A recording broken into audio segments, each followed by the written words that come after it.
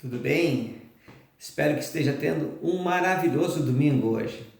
E hoje nós estamos concluindo a leitura do primeiro livro de Nefe, primeiro Nefe 22. Vamos à leitura então?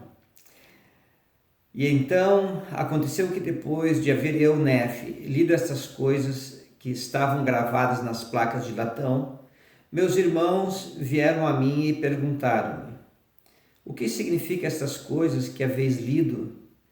Deverão ser compreendidas conforme as coisas espirituais que acontecem segundo o Espírito e não a carne? E eu, Nefe, disse-lhes: eis que elas foram manifestadas ao profeta pela voz do Espírito, porque pelo Espírito são reveladas aos profetas todas as coisas que acontecerão aos filhos dos homens segundo a carne. Portanto, as coisas que li são relativas tanto às coisas terrenas como às espirituais. Pois parece que a casa de Israel, mais cedo ou mais tarde, será dispersa sobre toda a face da terra e também entre todas as nações.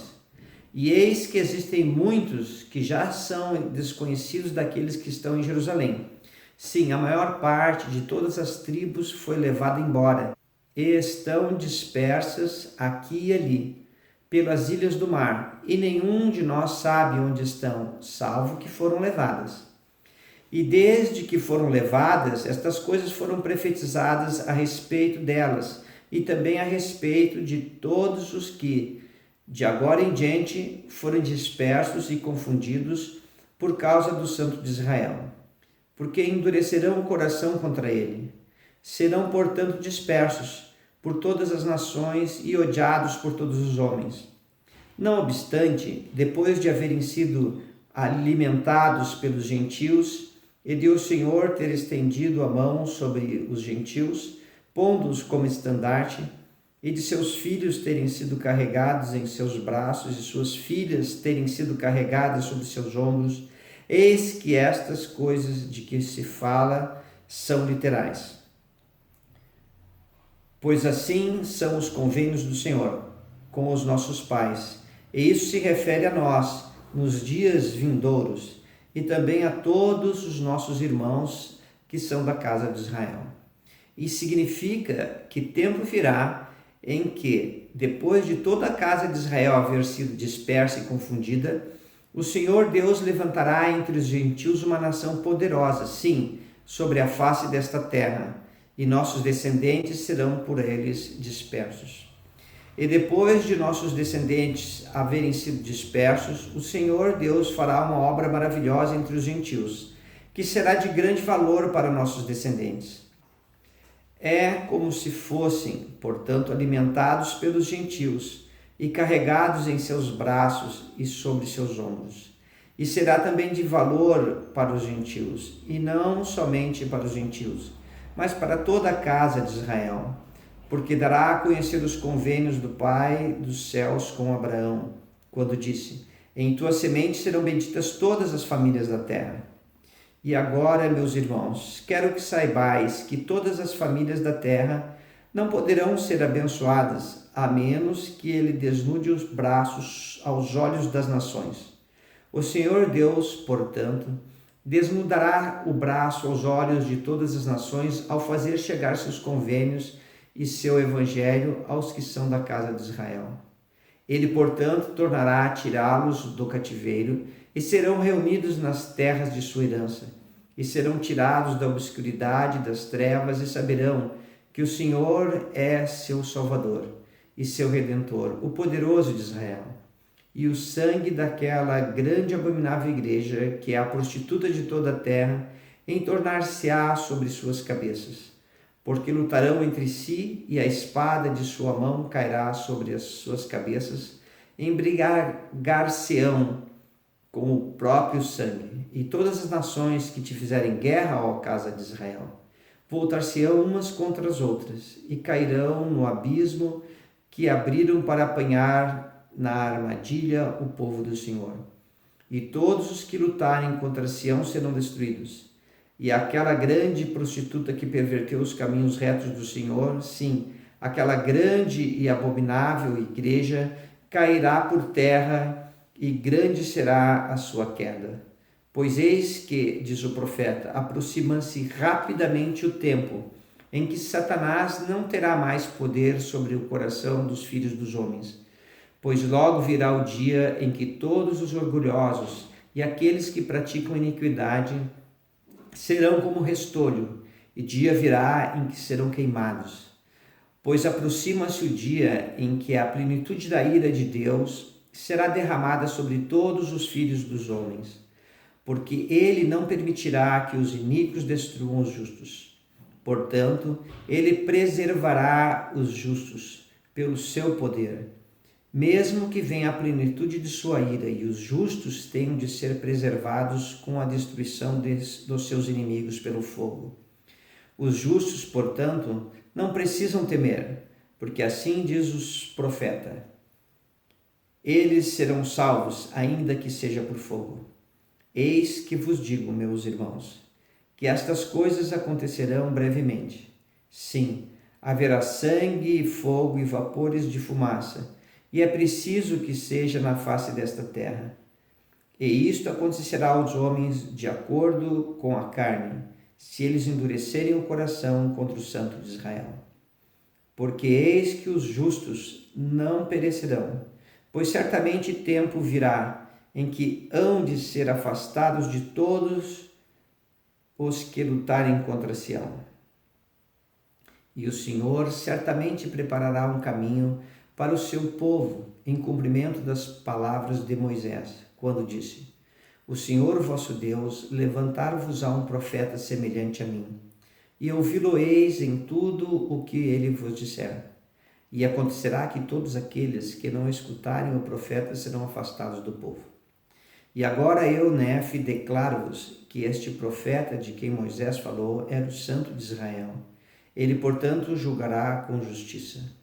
E os justos não devem temer, pois são os que não serão confundidos. É o reino do diabo, porém, que será estabelecido entre os filhos dos homens, reino este que é estabelecido entre os que estão na carne. Pois rapidamente chegará o tempo em que todas as igrejas que foram estabelecidas para obter riquezas e todas aquelas que foram estabelecidas para obter poder sobre a carne e as que foram estabelecidas para se tornarem populares aos olhos do mundo, e aquelas que procuram concupiscência da carne e as coisas do mundo, e praticam toda sorte de iniquidade, sim, enfim, todas aquelas que pertencem ao reino do diabo, são as que devem temer e tremer e estremecer. Estas são as que serão abatidas até o pó. Estas são as que serão consumidas como restolho, e isso de acordo com a palavra do profeta. E rapidamente se aproxima o tempo em que os justos serão levados como bezerros do cevadouro, e o Santo de Israel reinará em domínio e força e poder e grande glória. E ele reúne seus filhos dos quatro cantos da terra, e ele conta suas ovelhas, e elas conhecem-no, e haverá um rebanho e um pastor, e alimentará suas ovelhas, e neles serão apacentadas. E por causa da retidão de seu povo, Satanás não tem poder, portanto, não pode ser solto pelo espaço de muitos anos, pois não tem poder sobre o coração do povo, porque vivem em retidão, e o Santo de Israel reina. E eis que eu, Nefe, digo-vos que todas estas coisas acontecerão de acordo com a carne. Mas eis que todas as nações, tribos, línguas e povos habitarão em segurança no Santo de Israel, caso se arrependam. E agora eu, Nefe, termino, porque não me atrevo a falar mais sobre estas coisas por enquanto. Portanto, meus irmãos, quisera que considerasseis verdadeiras as coisas que foram escritas nas placas de latão, e elas testificam que o homem deve ser obediente aos mandamentos de Deus. Não deveis, portanto, supor que eu e meu Pai fomos os únicos a testificá-las e a ensiná-las. Portanto, se fordes obedientes aos mandamentos e perseverardes até o fim, sereis salvos no último dia. E assim é. Amém. Fim da leitura. Tem sido uma alegria poder compartilhar essas leituras do livro de Mórmon.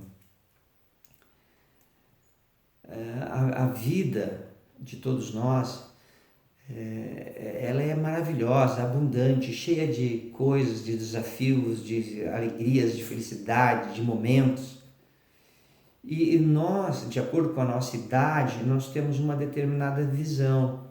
Por exemplo, uma criança, ela vê o mundo como o seu parquinho de brincar. Um adolescente já muda a visão. Uma pessoa adulta já tem outra visão. Uma pessoa de meia idade já vê um pouco diferente. Uma pessoa idosa já tem outra percepção. E à medida que nós vamos amadurecendo e crescendo, e nos tornando adultos e depois, por fim, velhos, nós vamos carregando nossas experiências pessoais. E todo o conjunto de tudo isso faz com que nos tornamos pessoas mais maduras. E então nós começamos a olhar a vida de uma maneira diferente. Por exemplo, um jovem, ele olha assim, nossa, se eu pegar esse caminho, eu corto por aqui, corto por ali e vou chegar com o meu carro, né, naquele lugar rapidamente. Uma pessoa já de mais idade, ela já vai caminhando, já vai olhando, olha que flores lindas, olha essas árvores, aprecia mais os momentos. Eu não estou dizendo que um está certo e outro está errado. Eu estou dizendo que cada momento da vida tem as suas características.